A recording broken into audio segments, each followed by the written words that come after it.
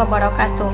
Perkenalkan, nama saya Fitriani A, Program Studi Manajemen Pendidikan Islam Kelompok 2 Semester 6, NIM 86231202065.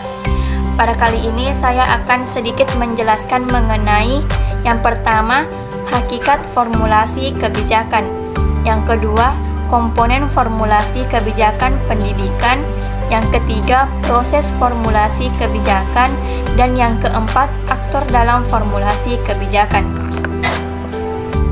Yang pertama yaitu hakikat formulasi kebijakan.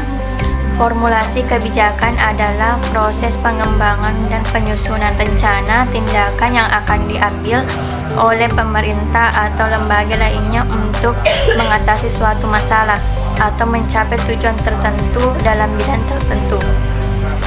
Formulasi kebijakan mencakup identifikasi masalah, penentuan tujuan dan sasaran, pemilihan strategi dan kebijakan, serta alokasi sumber daya yang dibutuhkan untuk mencapai tujuan tersebut. Yang kedua, komponen formulasi kebijakan pendidikan. Komponen formulasi kebijakan pendidikan meliputi yang pertama, analisis kebutuhan, yaitu menentukan kebutuhan dalam masalah pendidikan yang harus diatasi. Yang kedua, penetapan tujuan, yaitu menetapkan tujuan jangka pendek dan jangka panjang yang harus dicapai dalam sistem pendidikan. Yang ketiga, penyusunan strategi, yaitu menentukan strategi dan tindakan konkret yang harus dilakukan untuk mencapai tujuan tersebut. Yang keempat, penentuan kebijakan, yaitu menentukan kebijakan yang akan diterapkan untuk mengimplementasikan strategi dan mencapai tujuan. Yang kelima, implementasi.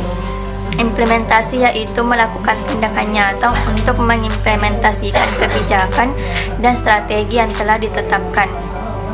Dan yang keenam, monitoring dan evaluasi, yaitu melakukan pemantauan dan evaluasi terhadap kebijakan dan strategi yang telah dilaksanakan untuk menilai apakah sudah mencapai tujuan atau masih perlu untuk dilakukan perbaikan. Yang bagian ketiga yaitu proses formulasi kebijakan.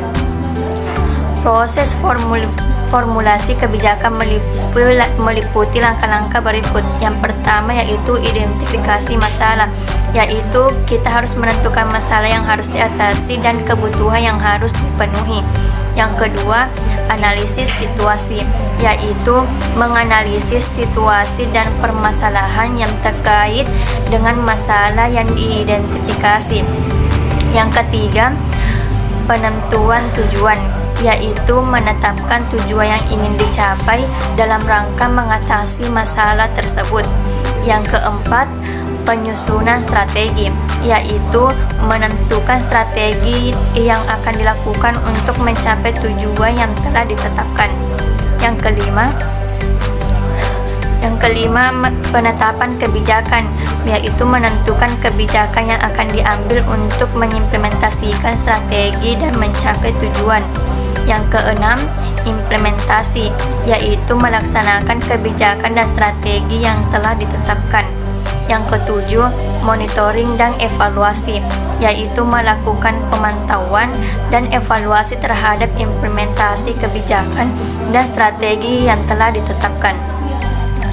Adapun bagian keempat yaitu aktor dalam formulasi kebijakan.